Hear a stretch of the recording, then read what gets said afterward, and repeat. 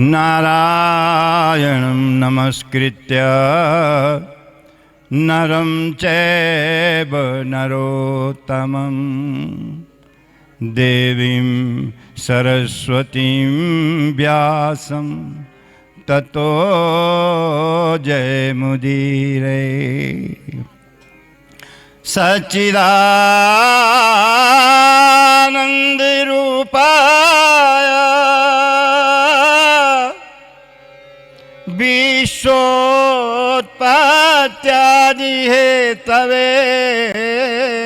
सच्चिदानन्दरूपाय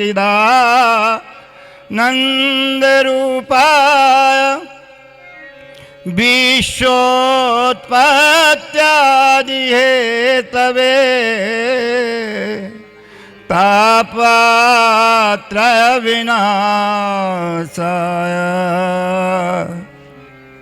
श्री कृष्णाय वयं नुमः। श्री कृष्णाय वयं नुमः। परम प्रातस्मरणीय अखंड ब्रह्मांड नायक परब्रह्म परमात्मा काशीस्थ विश्वनाथ भगवान, काशीस्थ आदिशक्ति माता जगदम्बा जी, आनंद भैरव भगवान, पवन पुत्र हनुमंत लाल जी, मात गंगा जी, मात यमुना जी, समस्त काशीस्थ देवी देवताओं, इस काशी के भूदेव जो कि पूरी उत्तर काशी में सर्वश्रेष्ठ देवता माने जाते हैं और 8 गांव में तो विशेष पूजा जिस देवता की होती है, ऐसे हमारे परम पूज्यपाद कंडारेश्वर महादेव जी के चरणों में मेरा बार बार नमन प्रणाम। आवाहित समस्त देवी देवताओं को मेरा प्रणाम। यहाँ पर जो भी देवी देवता कथा सुनने के लिए आते हैं, यक्ष गंधर्व किन्नर जो कथा सुनने के लिए आते हैं, उनके चरणों में भी मेरा नमन। व्यास गद्दी पर बैठे हुए परम पूज्यपाद जो कि अपने शास्त्रों के बहुत अच्छे विद्वान हैं, आपने बहुत सुंदर अनुभव किया होगा कि श्रीमद् भागवत की कथा कितने सुंदर ढंग से प्रस्तुत करते हैं। ऐसे मेरे परम प्रिय राधे श्याम जी शास्त्री, यहाँ पर उपस्थित विप्र मंडली और सामवेद में बैठे हुए प्यारे बच्चों, यहाँ के प्रधान जी, इस कथा के मुख्य यजमान रुद्रेश्वर जी और यहाँ पर उपस्थित समस्त सज्जनों, परमात्मा की दिव्य आत्माओं, माताओं, बहनों, प्यारे बच्चों, मैं इस परिवार से बहुत पहले से जुड़ा हुआ एक व्यक्ति हूँ। इस परिवार से हमने एक कन्या लाई थी जो कि तिलोत में विवाही है, और उस भाग्यशाली माता से भी बहुत परिचित था जिनके उपलक्ष्य में ये श्रीमद् भागवत की कथा हो रही है। बहुत भाग्यशाली थी वो माता जो अपने मरण के बाद, मरणोपरांत श्रीमद् भागवत की कथा अपने पुत्रों के परिश्रम के माध्यम से और विद्वानों के मुखारविंद से सुन रही है। भागवत कथा डंके की चोट में कहती है श्रीमद् भागवतान मुक्ति, श्रीमद् भागवत की कथा सुनने से मुक्ति प्राप्त होती है। जिसने नियमानुसार, जो कथा सुनने के नियम हैं उनके अनुसार जिसने भागवत की कथा सुनी हो, वो मृतात्मा हो या जीवात्मा हो, वो जिंदा हो या शरीर उसका पूरा हो गया हो, कोई भी जीव भागवत की कथा सुनने से मुक्त हो जाता है। जन्म जन्मांतर 84 लाख योनियों में नहीं जाता। मुक्त होने का अभिप्राय है शरीर नहीं मिलता है, परमात्मा के चरणों में चला जाता है। ये श्रीमद् भागवत की महान विशेषता है। क्यों? इसीलिए तो लोग भागवत की कथा घरों घरों में करते हैं और मरणोपरांत जो करता है उसका पितर अवश्यम भावी सद्गति को प्राप्त होता है। श्रीमद् भागवत किसे कहते हैं? कौन है ये श्रीमद् भागवत जो यहां पर बैठा है? भगवता इदम भागवतम, जिस शास्त्र के अंदर स्वयं परमात्मा वाणी रूप से बैठे हुए हों, आपके और हमारे उद्धार करने के लिए परमात्मा जिस ग्रंथ के अंदर शास्त्र दृष्टि से बैठे हुए हों, उसका नाम भागवत है। साक्षात ये ग्रंथ कृष्ण कन्हैया का स्वरूप है और इसका पारायण करने वाला भी मुक्त होता है, ध्यान रखना। कथा करने वाला भी मुक्त होता है और जो सुन रहा है वो भी मुक्त होता है। किंतु भैया ध्यान रखना, सुनने की अपनी अपनी वृत्तियां होनी चाहिए, सुनने की अपनी श्रद्धा होनी चाहिए। किसको ये ज्ञान मिलता है? ये जो श्रीमद् भागवत का ज्ञान है और व्यासदेव जी बहुत उच्चस्त स्वर से आपको समझाते हैं, किंतु किसके समझ में जाता है? जरा ध्यान रखना। पहला मंत्र है श्रद्धावान लभते ज्ञानम। ज्ञान किसके पास जाता है? श्रद्धावान लभते ज्ञानम। भगवान के प्रति जिसकी श्रद्धा होगी, जो भक्त होगा, भगवान का पूजन करता होगा, भगवान की माला जपता होगा, उसके अंदर ही श्रद्धा होती है भैया। इसलिए शास्त्र कहता है श्रद्धावान लभते ज्ञानम, श्रद्धावान व्यक्ति ही ज्ञान प्राप्त कर सकता है। और उसके बाद तत्परः संयतेन्द्रियः, दूसरा उपाय, जिसने अपनी इंद्रियों के ऊपर कंट्रोल कर लिया है, जो ब्रह्मचर्य का पालन करता हुआ भगवत कथा सुनता है। अरे और दिन तो छोड़ो, कम से कम 7 दिन तो ब्रह्मचर्य का पालन करना चाहिए। यजमान को ब्राह्मण तो करते ही हैं, किंतु कथा सुनने वाले जितने होते हैं उनको ब्रह्मचर्य पूर्वक रह करके कथा श्रवण करनी चाहिए। और जो इन नियमों का पालन करता है उसकी बहुत बड़ी सद्गति हो जाती है। ये आपको भव बंधन से मुक्त करने वाली कथा है। श्रद्धावान लभते ज्ञानम तत्परः संयतेन्द्रियः। उसके बाद इंद्रिय जित को जो है ये कथा सुनने को मिलती है। और तीसरा एक है, ज्ञानी कौन होता है? किसके पास ज्ञान जाता है? उसके पास जाता है कौन? गुरु शुश्रूषया विद्या। गुरु की सेवा करने वाला ही विद्वान बनता है। गुरु की चरणों की सेवा करने वाला ही विद्वान बनता है। भगवान श्री कृष्ण जी ने सांदीपन ऋषि जी के आश्रम में गायें चुंगाई है गुरुदेव की,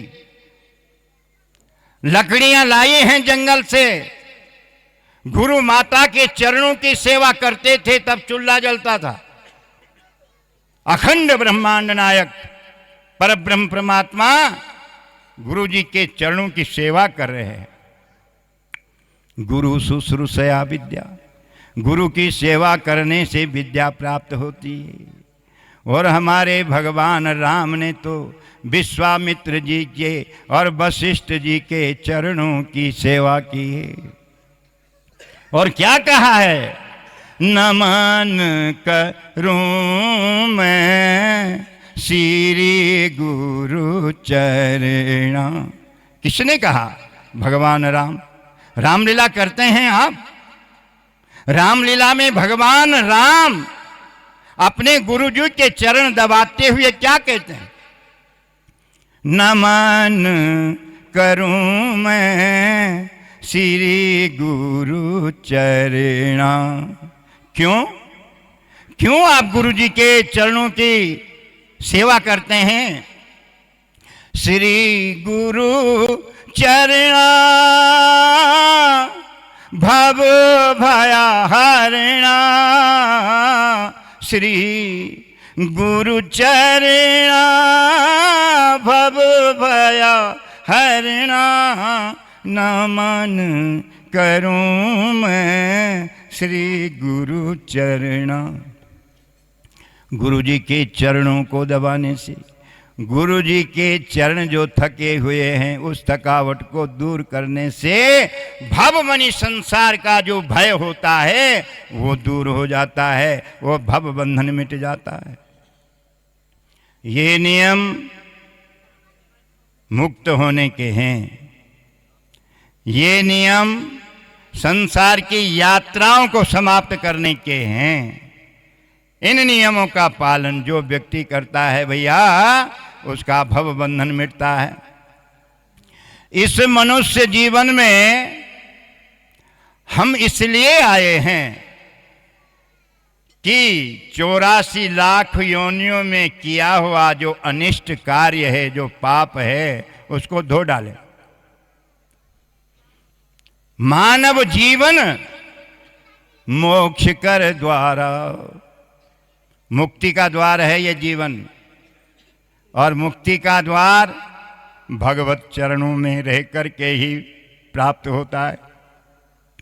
और भगवान के चरणों का स्मरण होता रहे, भगवान की कृपा अगर बरसती रहे तो ध्यान रखना, भगवान ऐसे अपने धाम में पहुंचाते हैं जिस धाम का वर्णन गीता शास्त्र करता है। न तत्र भास्यते सूर्यो न शशांको न च पावकः, यद् गत्वा न निवर्तन्ते तद्धाम परमं मम। भगवान कहते हैं, हे अर्जुन, न तद भास्यते सूर्यो, जो मेरा धाम है वहां सूर्य प्रकाश नहीं कर सकता है। सूर्य तो मेरे आंखों से निकला हुआ है। वेद मंत्र आप जानते होंगे, ये पंडित लोग वेद मंत्र का उच्चारण करते हैं। मैं चाहता हूं इन वेद मंत्रों का अर्थ भी आपको आना चाहिए। चंद्रमा मनसो जात चक्षुः सूर्यो अजायत, भगवान के आंखों से जो है सूर्य उत्पन्न हुआ है। चंद्रमा, भगवान के आंखों से सूर्य चंद्रमा उत्पन्न हुआ। चंद्रमा मनसः, चंद्रमा भगवान के मन से पैदा हुआ है। तच्चक्षो सूर्यो अजायत, और भगवान के आंखों से सूर्य उत्पन्न हुआ है। चंद्रमा मनसो जात चक्षो सूर्यो अजायता, श्रोत्राद वायुश्च प्राणश्च, कानों से वायु और प्राण उत्पन्न होते हैं भगवान के। श्रोत्राद वायुश्च प्राणश्च मुखाद अग्निरजायत, और भगवान के मुख से अग्नि प्रकट होती है। तो ये तो प्रकट होते हैं भगवान से, उनके धाम में इनकी गति नहीं है। न तद भासयति सूर्यो न शशांको न च पावकः यद गत्वा न निवर्तन्ते। हे अर्जुन, जहां जाकर के जो है वापिस नहीं होते हैं वो मेरा धाम है। और ऐसा धाम है, ऐसा धाम है जिस धाम के आनंद का वर्णन वेद भी नहीं कर सकता है भैया। ऐसा परमात्मा का धाम है।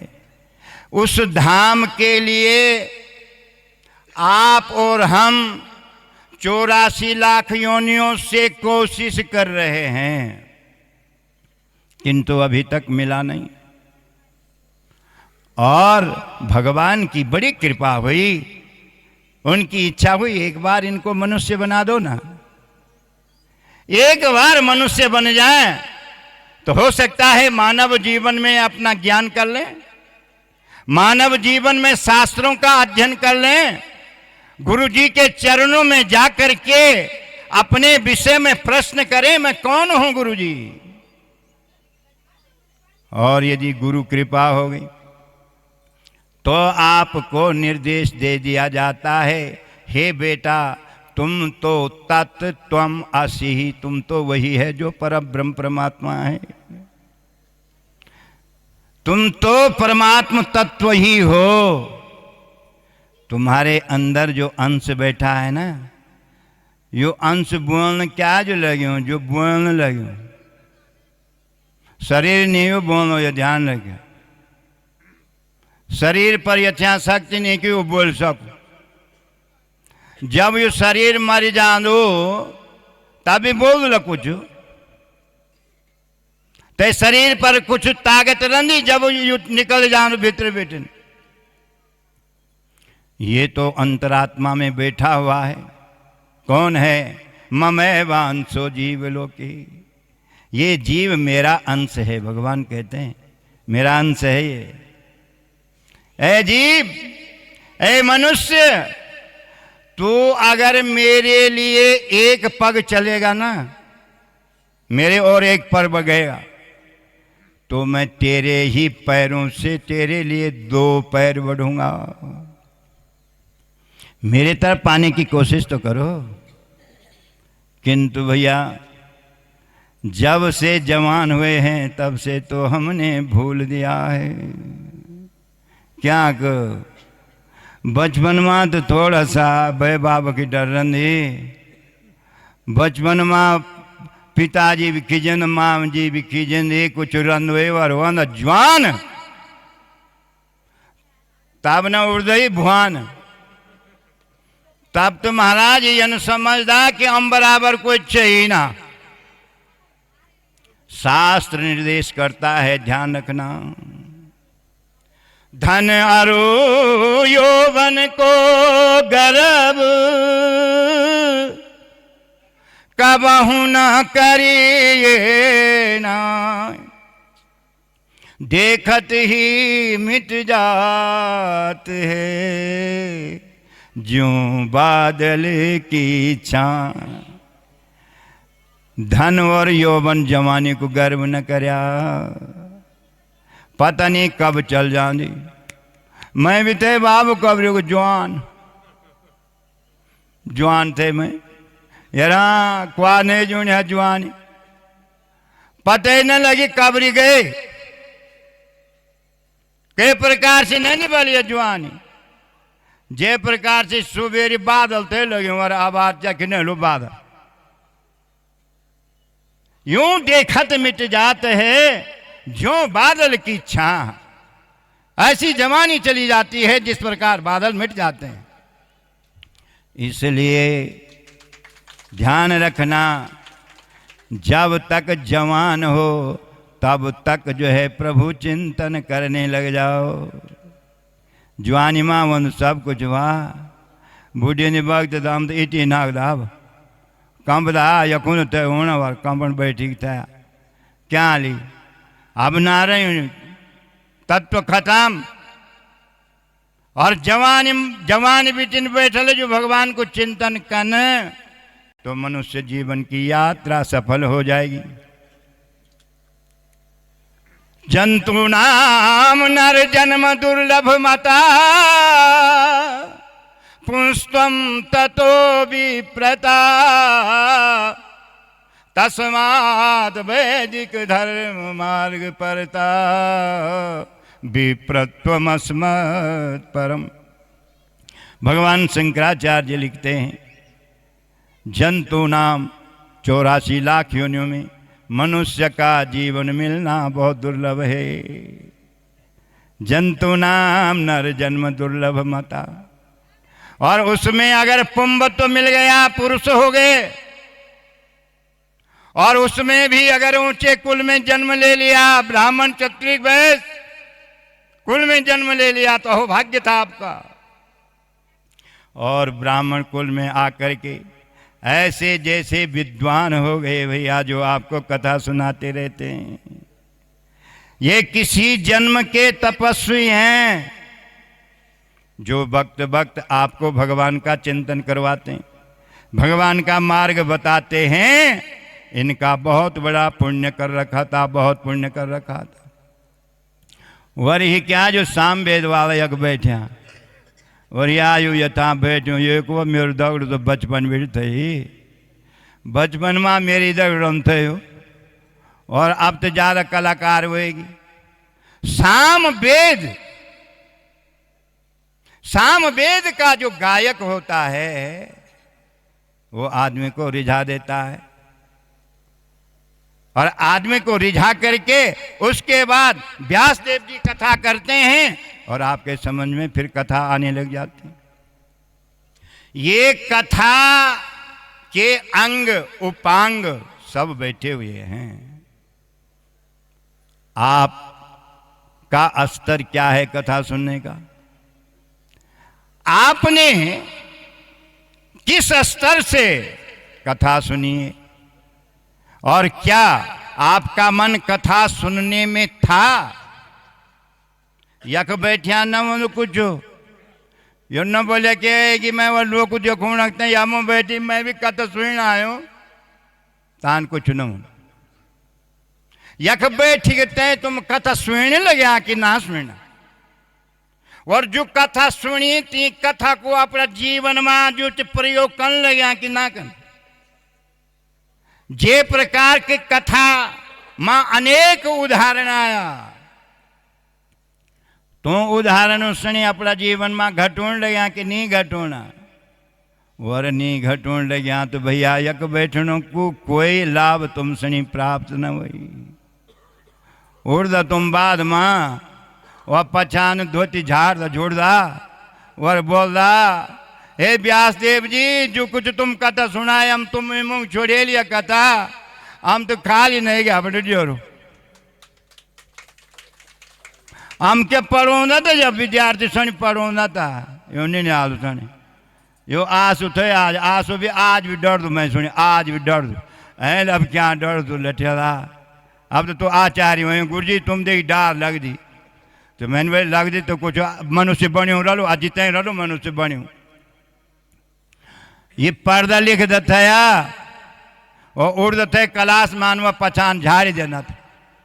ए बाबा क्या तुम झाड़ लिया, तो क्या बोल रहा ही गुरुजी, यत पठितम तत् सर्वे गुरुवे निवेदितम, जो कुछ हम पढ़ी तुम सनी चढ़ेली महाराज, हम अपना पला कुछ न लिखी। तो भैया ये नहीं तुम भी वाले जो कथा सुनने लगे तो कोई फायदा ना आएगा बैठना। अपने जीवन को माताओं आदर्श में बनाओ, अपने जीवन में वो चिंता करो कि हम भगवान की भक्ति कैसे करें, अपने आप में ऐसी फिक्र लाओ, भगवान का भजन हो जाता तो हमारा मानव जीवन सफल हो जाता। मात्र एकमात्र उपाय है भगवत भजन।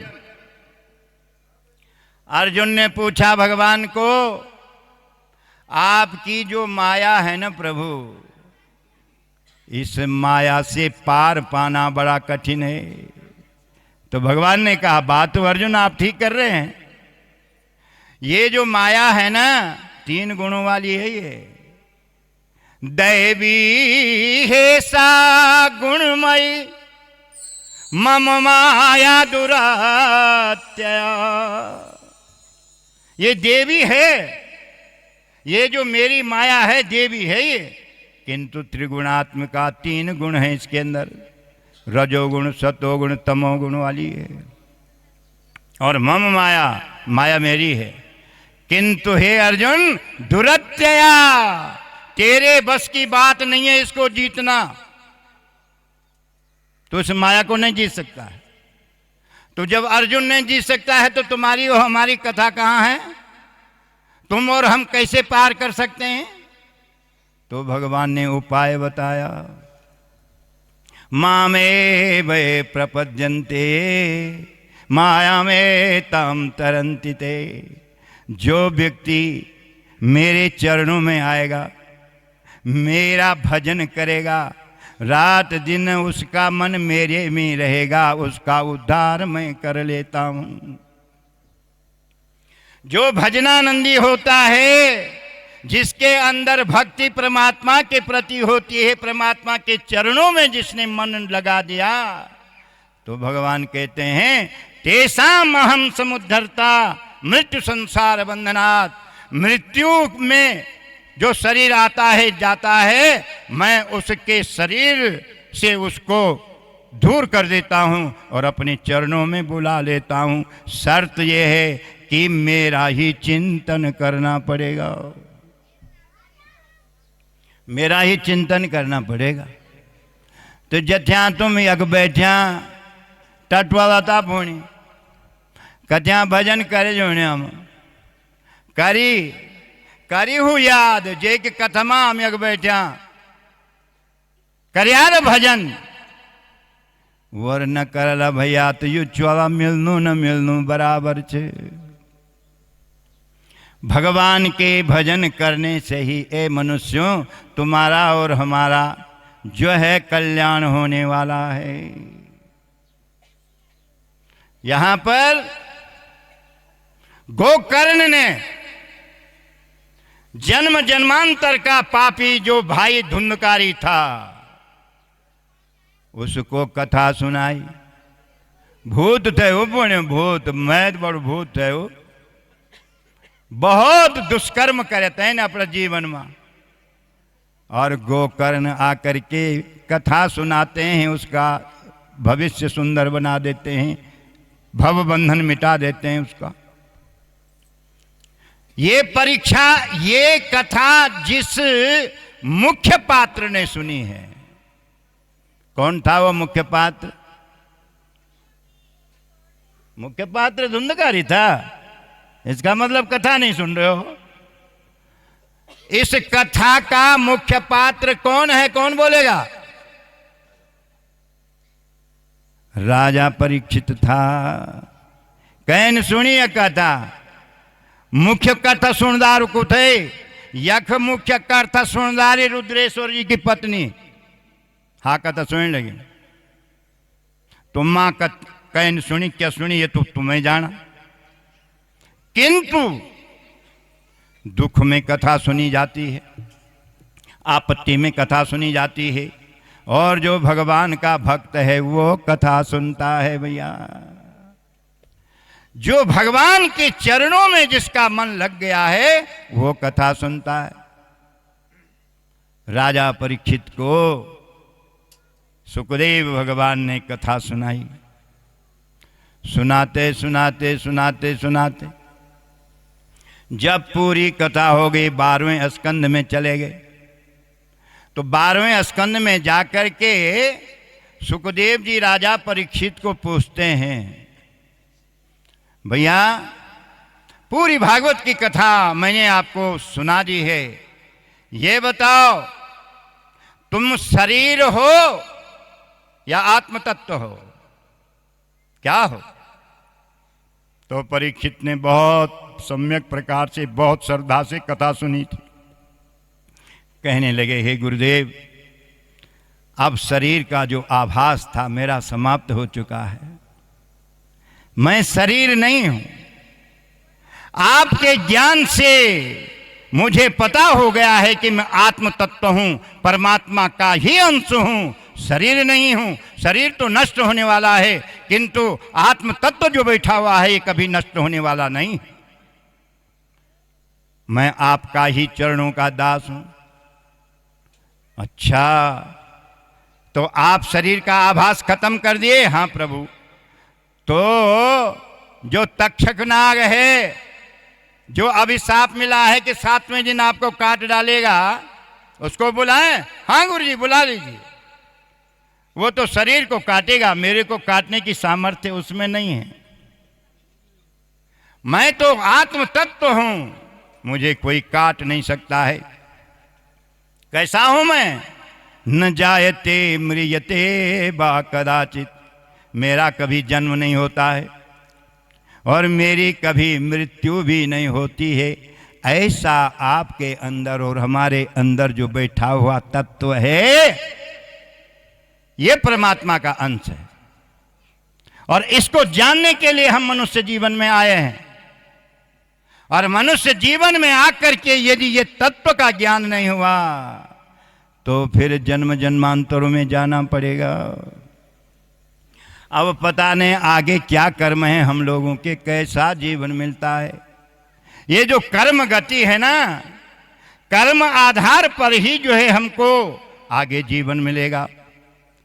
अगर हमने सत्कर्म किए होंगे तो अच्छा जीवन मिलेगा, बुरे कर्म किए होंगे तो बुरा जो है जन्म मिलने वाला है। इसलिए भैया मेरा भी सौभाग्य था यहाँ आने का, क्योंकि इस परिवार से बहुत वर्ष हो गए जुड़े हुए। इनका जब नाम सुना तो मैंने कहा मेरा पावन कर्तव्य है, भगवान के दर्शन हो जाएंगे, कथा के चरणों में चला जाऊंगा, आप लोगों के दर्शन होंगे और उस पितर को श्रद्धांजलि देने का भी सौभाग्य मिलेगा। ये मानव जीवन को भगवान के चरणों में समर्पित करना ही हमारा प्रथम कर्तव्य है। हम भजन करने के लिए आए हैं मनुष्य जीवन में।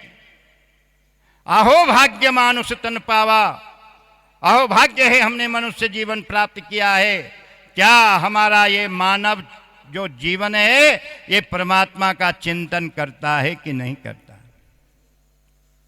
और यदि करेगा तो यात्रा सफल हो जाएगी। सज्जनों, भगवान कृष्ण ने अर्जुन को ज्ञान देते देते अंत में 18वें अध्याय में, गीता के 18वें अध्याय में अर्जुन कहते हैं, प्रभु नष्टो मोहा स्मृतिर्लब्धा, मेरा मोह जो शरीर से था और जो संसार से जो मेरा मोह था, प्रभु आपके ज्ञान देने से समाप्त हो गया है।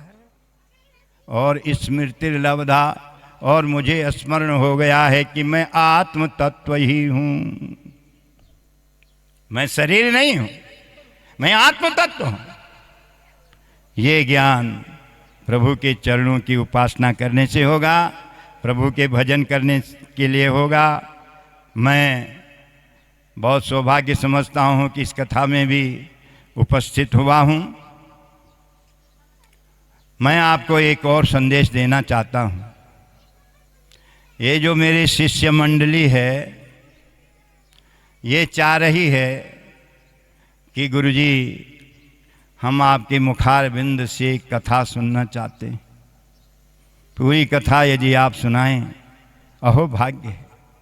मैंने इनको कहा, भैया 80 वर्षों को हुएगी शरीर, ज़्यादा बोल नहीं सकते, ज़्यादा से ज़्यादा 1 घंटा बोलेगा, 4 घंटा कथा तो मैं नहीं कर सकता हूँ। किंतु ये पीछे पड़े हुए हैं, करनी है कथा करनी है, तो इनके मन को रखने के लिए जितना मैं बोल पाऊंगा बोलूँगा, और नहीं तो किसी व्यास को रख दूंगा और आधा वो बोलेगा, आधा मैं बोलूंगा। जब इनकी इच्छाई है तो निश्चय हुआ है जुलाई 4 तारीख से 10 तारीख तक जो गुरु पूर्णिमा है, इस गुरु पूर्णिमा के शुभ अवसर पर श्रीमद् भागवत की कथा हो जाए। बोल कंडारेश्वर महादेव की। उत्तरकाशी हनुमंत लाल जी के प्रांगण में, हनुमान जी के मंदिर में इस कथा का होना सुनिश्चित हो चुका है।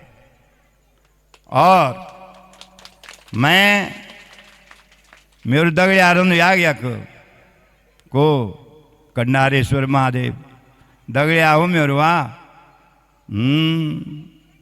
उसके बिना मेरा काम नहीं होता और हमारे बिना भी उसका काम नहीं होता।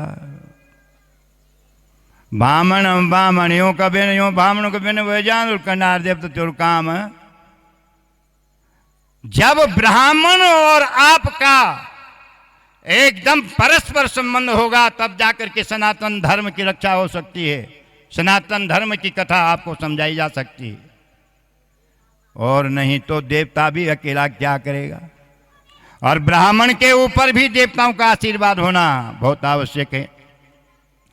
इसलिए कंडार देवता को भी निमंत्रण देने की मेरी आज परम इच्छा है। हे कंडारेश्वर महादेव, जब बुढ़ापे में ये लोग मुझको पकड़ रहे हैं तो तुम भी मेरे कंधे से कंधे मिला के चलना, मेरे को ऐसा बल देना कि मैं कुछ कथा इनको समझा सकूं, बता सकूं। आपको निमंत्रण है कंडारेश्वर महादेव। 4 तारीख जुलाई को आपने हनुमान मंदिर उत्तरकाशी में आना है और इसकी ड्यूटी लगा देता हूं। विजय राम प्रसाद जी का लड़का, विजय खड़ा हो जाए, कहा है तो ये विजय ये देवता को वहां लाएगा, वहां जो जिसकी बारी होगी पूजन करेगा और उसके बाद यहां लाएगा। हम देवता की पूजा 7 दिन करना चाहते हैं, देवता का आशीर्वाद लेना चाहते हैं। ये हमारा निश्चय हो चुका है और आप लोगों को न्योता देने आया हूं। पहली न्योता तो व्यास देव जी की, व्यास देव जी वहां पर आएंगे, हमारा सहयोग करेंगे और आप सब आएंगे और उस यज्ञ में हाथ बढ़ाएंगे, कथा सुनेंगे। वही सकूँ मैं भी कुछ कथा कर सकूँ तो कथा सुनो लो आप लोग, सुनी। मेरी इच्छा है कि इस वर्ष मैं बोल रहा हूं, आगे के कोई पता नहीं है शरीर का, बोल सकता है कि नहीं। तो ये सब कार्यक्रम बन गया है, आप सब आमंत्रित हैं, आपको न्योता देने आया हूं। और जो भी देवी देवता हैं यथाशक्ति हम इनको बुलाएंगे। परसों हमने मीटिंग रखी है 17 तारीख को हनुमान मंदिर में। आप लोग महिला मंगल दल जितने भी लोग हैं वो मीटिंग में आवें, अपना अपना सुझाव दें किस प्रकार से ये आयोजन होगा और कैसा भव्य आयोजन होगा। बुढ़े ने वक्त दगड़ू दिया वाह, मैं जवानी माँ पूर्व दगड़ू दिन तुम्हारू 22 वर्ष से 75 वर्ष तक कथा सुनाई है आपको, और ये गो तो मैं 5-6 वक्त कथा करे। इसलिए आज निमंत्रण कंडार देवता को है, आप समस्त जनता जनार्दन को है, यहाँ सहयोग करने की कोशिश करना। मैं समस्त जनता को और विशेष करके अपने प्रिय जो व्यासदेव जी बैठे हुए हैं इनको दे रहा हूँ। जब तक शरीर बोल सकता है तब तक कथा करते रहना, जब तक ज्ञान दे सकते हो तब तक संसार को ज्ञान देते रहना। और संसार के इस जीव को, इस अज्ञानी जीव को भगवान के प्रति जो मोड़ सकता है उसको बहुत बड़ा पुण्य होता है, उसका बहुत बड़ा लाभ होता है। इसलिए ब्राह्मणस्य शरीरो अयम क्षुद्र कामाय नेष्यते, ब्राह्मण का शरीर क्षुद्र कामों के लिए नहीं होता है, ब्राह्मण का शरीर परोपकार के लिए आया है, इन लोगों को ज्ञान देने के लिए आया है। इसलिए नारायण, इसलिए आपका जो पावन कर्तव्य है करते रहें और आप जो है हमेशा भगवान का चिंतन करते रहें। भगवत चिंतन इस मनुष्य जीवन में ही होता है और जीवन नहीं।